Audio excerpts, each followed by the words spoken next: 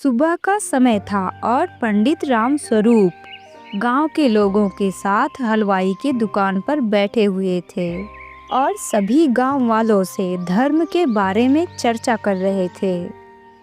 देखो भाइयों, जीवन में सबसे बड़ा धर्म ही है। जो धर्म का पालन करता है वही मोक्ष को प्राप्त करता है। यह संसार माया का बंधन है, लेकिन धर्म के रास्ते पर चलोगे तो मोक्ष मिलेगा।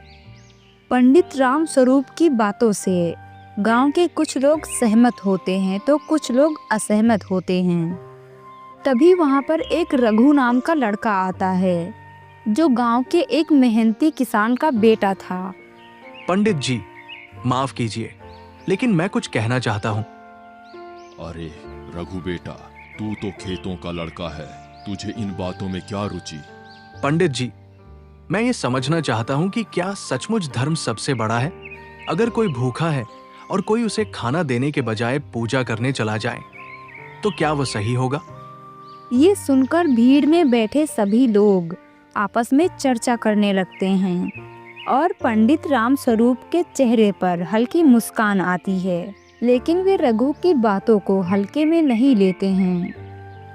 बेटा, धर्म ही सब कुछ है। धर्म के बिना कर्म अधूरा है। अगर कोई धर्म के अनुसार चलेगा तो उसे सही कर्म करने की प्रेरणा भी मिलेगी।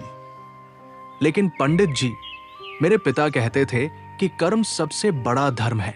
अगर हम खेत में मेहनत नहीं करेंगे तो अन्न कहां से आएगा? अगर कोई सिर्फ पूजा करता रहे और काम न करे तो क्या होगा? भीड़ में हलचल मच जाती है।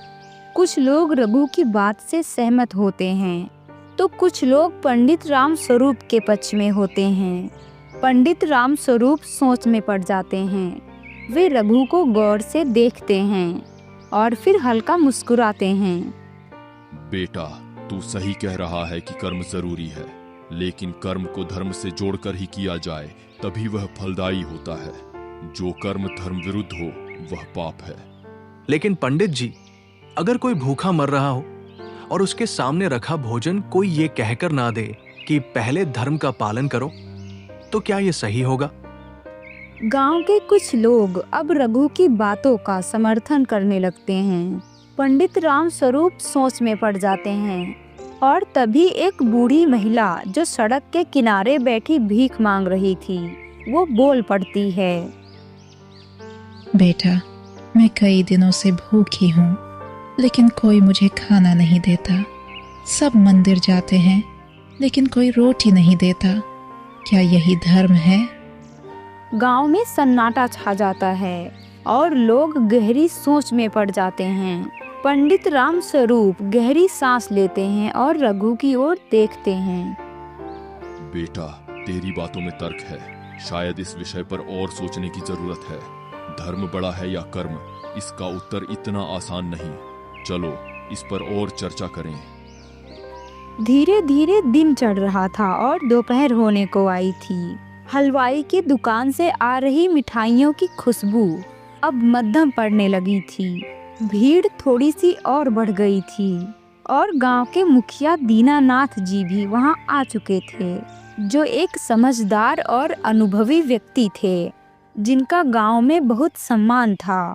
वे पंडित राम स्वरूप और रघु की बातों को ध्यान से सुन रहे थे और बूढ़ी भिखारन अभी भी वहीं बैठी थी, जो बेहद कमजोर और लाचार थी, लेकिन उसकी आंखों में उम्मीद दिख रही थी।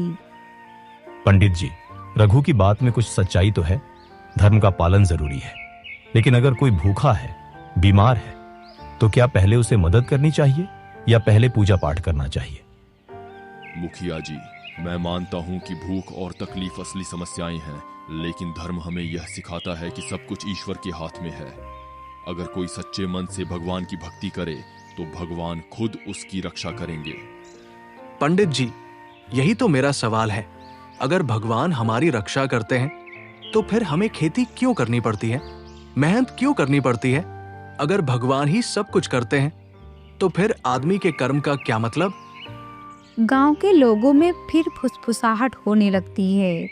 कुछ लोग पंडित जी के पक्ष में तो कुछ लोग रघु के समर्थन में बातें करने लगते हैं। बूढ़ी महिला धीरे धीरे उठती है और कांपते हाथों से रघु के कंधों पर हाथ रखती है। बेटा, मैं वर्षों से यहाँ बैठी हूँ, मंदिर में भगवान के सामने हाथ जोड़ती हूँ, लेकिन कभी किसी ने मुझे एक रोटी नहीं दी। लेकिन तूने मुझे एक सवाल दिया है, अगर मैं सिर्फ भगवान के भरोसे बैठी रहूं तो क्या कोई मुझे खाना देगा? ये सुनकर कुछ लोग सोच में पड़ जाते हैं। पंडित राम स्वरूप गहरी सांस लेते हैं, लेकिन उनके चेहरे पर कोई नाराजगी नहीं थी। वे एक समझदार व्यक्ति थे और वे किसी भी बहस को केवल अहंकार के लिए नहीं खींचते थे।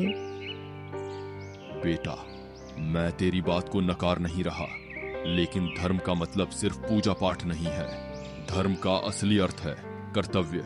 जैसे किसान का धर्म है खेत जोतना, राजा का धर्म है प्रजा की रक्षा करना, वैसे ही हर इंसान का अपना अपना धर्म है। अगर कोई भूखा है तो उसे खाना खिलाना भी धर्म ही है। तो फिर ये क्यों कहा जाता है कि पूजा सबसे बड़ा धर्म है? अगर इंसान को सिर्फ अपने कर्मों पर ध्यान देना चाहिए, तो फिर पूजा और मंदिर का क्या महत्व? रघु, तूने बहुत अच्छा सवाल किया। पंडित जी, क्या आप बता सकते हैं कि पूजा का महत्व क्या है, अगर कर्म ही सबसे बड़ा है? अब सभी की नजरें पंडित राम स्वरूप के ऊपर टिक जाती हैं। पंडित राम स्वरूप थोड़ा मुस्कुराते हैं, जैसे कि वे इस बहस को एक नया मोड़ देने वाले हों। अगर तू सच में जानना चाहता है तो एक काम कर, अगले 7 दिन तू मेरे साथ रह और मैं तुझे दिखाऊंगा कि धर्म और कर्म में क्या फर्क है। रघु की आंखों में जिज्ञासा आ जाती है। वो चुनौती स्वीकार करने के लिए तैयार हो जाता है। गांव के लोग उत्सुक हो जाते हैं कि अब क्या होगा। पंडित जी अब उसे 7 दिनों तक धर्म और कर्म की परीक्षा में डालेंगे। ये सुनकर सभी में उत्सुकता बढ़ जाती है।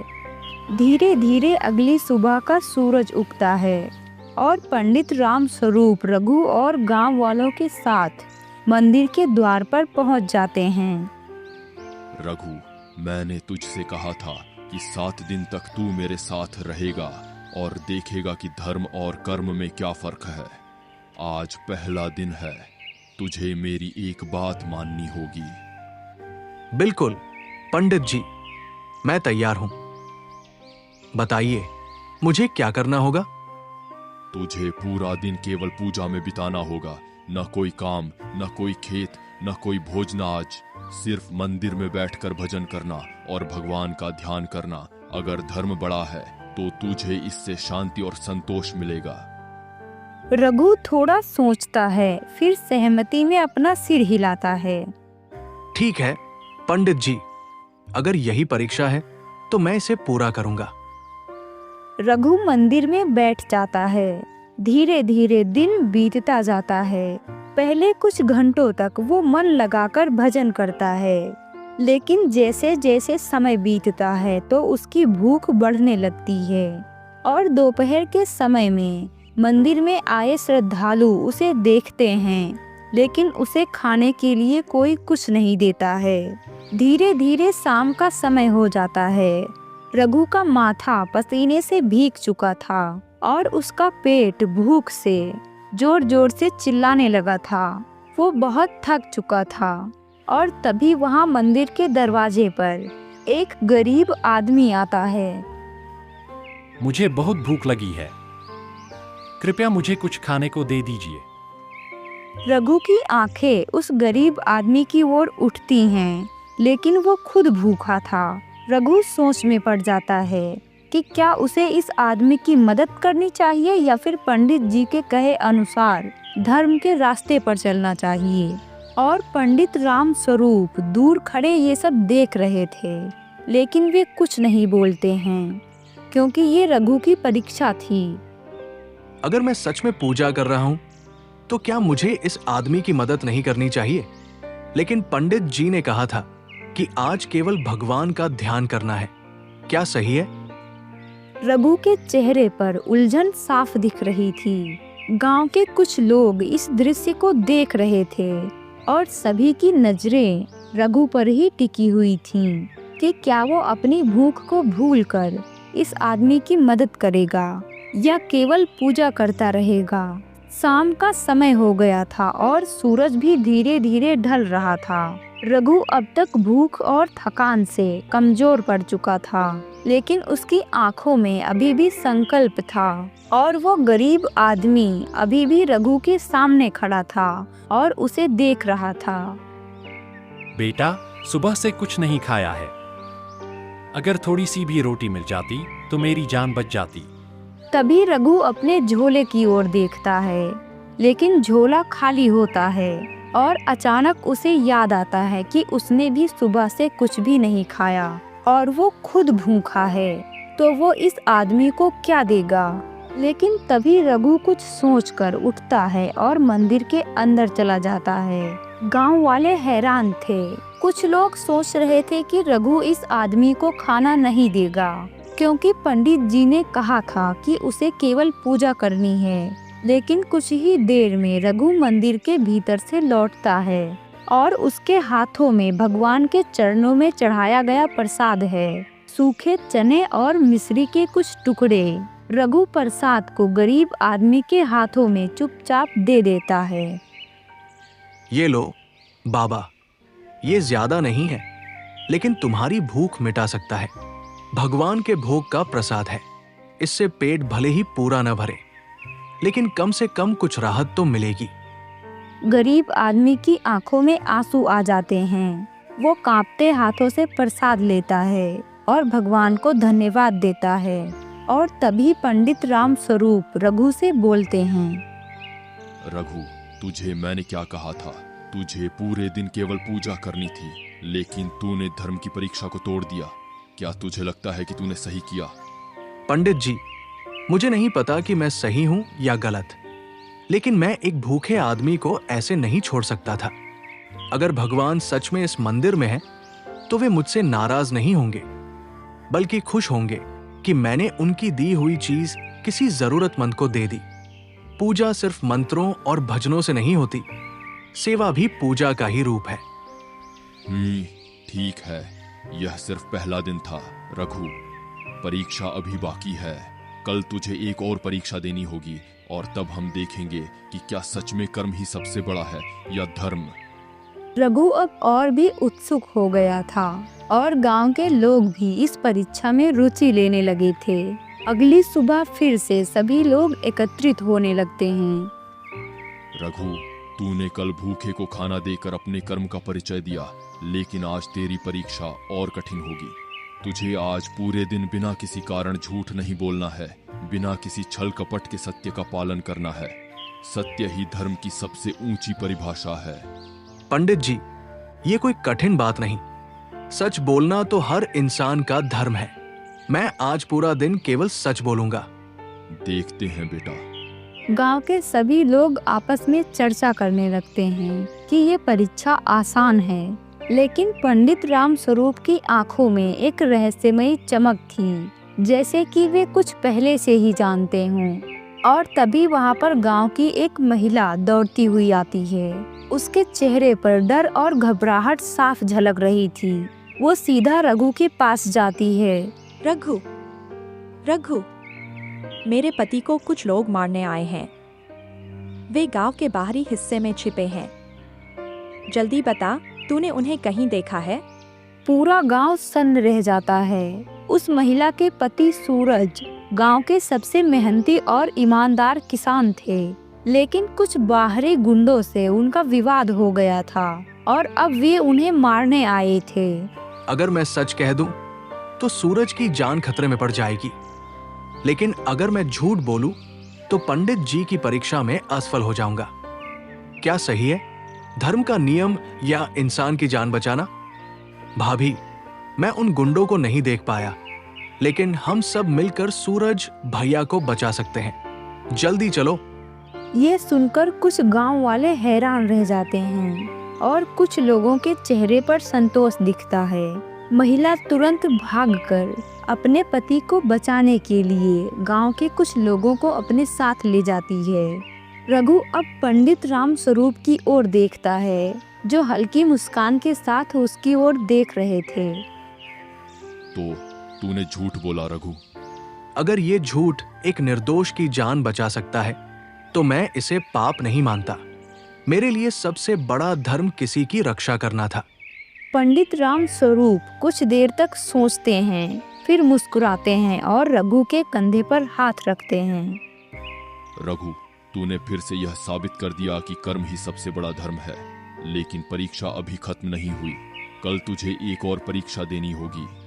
गांव के लोग अब और भी उत्सुक हो जाते हैं। रघु, तूने अब तक 2 परीक्षाएं दी। पहली परीक्षा में तुझे अपनी भूख छोड़कर किसी और की भूख मिटानी थी। दूसरी परीक्षा में तुझे सत्य और किसी की जान बचाने के बीच चुनाव करना था।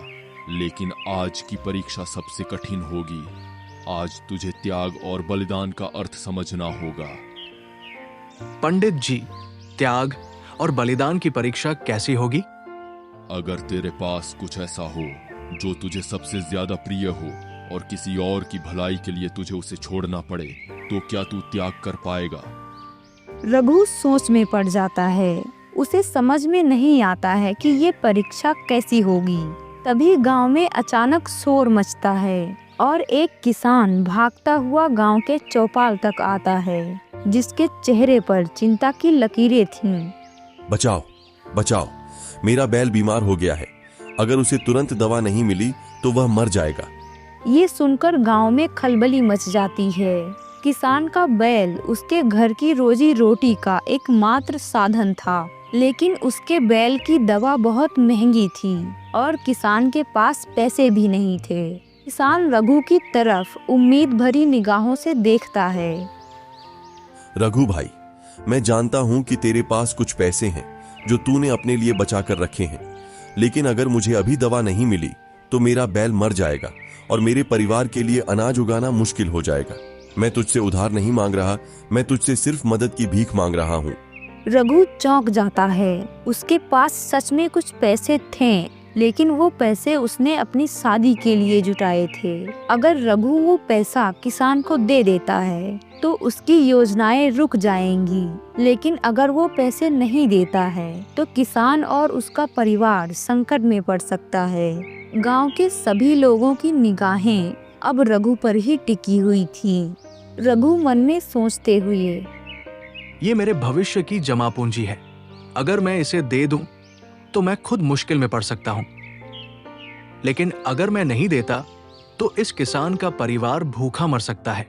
क्या मैं इतना स्वार्थी बन सकता हूं? रघु की नजर किसान की बीवी और बच्चों पर पड़ी, जो दूर खड़े डर से कांप रहे थे। ये दृश्य रघु के दिल को छू जाता है। कुछ देर की शांति के बाद रघु अपने जेब में हाथ डालता है और सारे पैसे किसान को दे देता है। ये लो भाई, अपने बैल को बचा लो। मेरी शादी जब होगी तब होगी, लेकिन तेरा परिवार भूखा नहीं रहना चाहिए।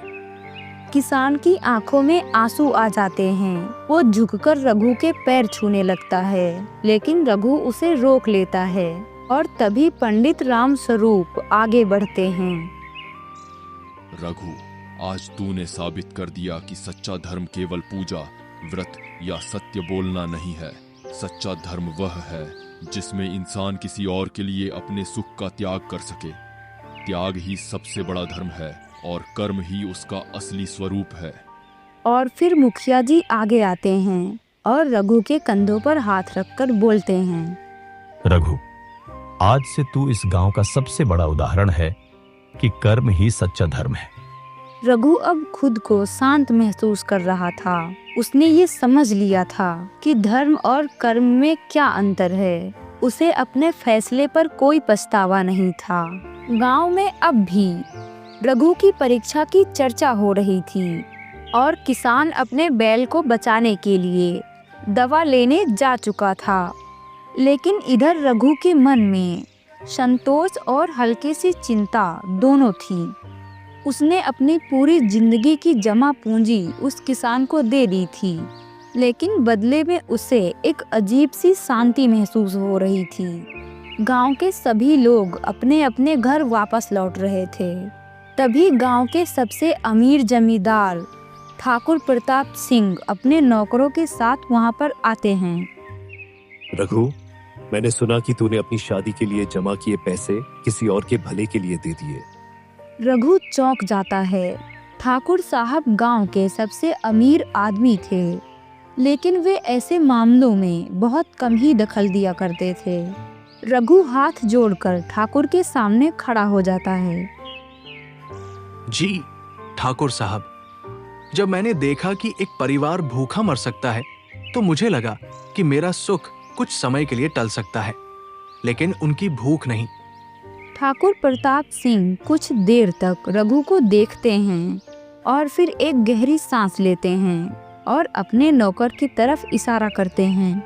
नौकर एक थैली निकालकर ठाकुर के हाथों में दे देता है और ठाकुर उस थैली को रघु के हाथों में रख देते हैं। ये देखकर रघु हैरान रह जाता है। वो धीरे धीरे थैली को खोलता है तो उसकी आंखें फटे की फटी रह जाती हैं। रघु देखता है कि थैली में सोने और चांदी के सिक्के हैं, जो उसके दिए हुए पैसों से कई गुना ज्यादा है। रघु, मैं कई सालों से इस गांव में रह रहा हूं, लेकिन आज पहली बार मैंने देखा कि कोई सच में धर्म और कर्म का सही अर्थ समझता है। जब मैंने सुना कि तूने अपने सुख का त्याग कर दिया, तो मैं समझ गया कि तू ही वह इंसान है जो सच्चे धर्म की राह पर है। यह इनाम नहीं है, यह तेरे कर्मों का फल है। यह पैसे अब तेरे हैं। रघु, आज तेरे कर्मों ने तुझे दिखा दिया कि सच्चा धर्म क्या होता है। जब इंसान बिना स्वार्थ के किसी और की भलाई करता है, तो ईश्वर खुद उसकी मदद करने के लिए किसी न किसी को भेज देते हैं। रघु की आंखों में आंसू आ जाते हैं, लेकिन ये आंसू खुशी के थे। उसे ये एहसास हो चुका था कि उसने जो किया वो सही किया। रघु अब पूरी तरह से समझ चुका था कि धर्म बड़ा है या कर्म। वो खुद से कहता है, कर्म ही सच्चा धर्म है, और जब इंसान सच्चे मन से कर्म करता है तो ईश्वर खुद उसे उसका फल लौटाते हैं।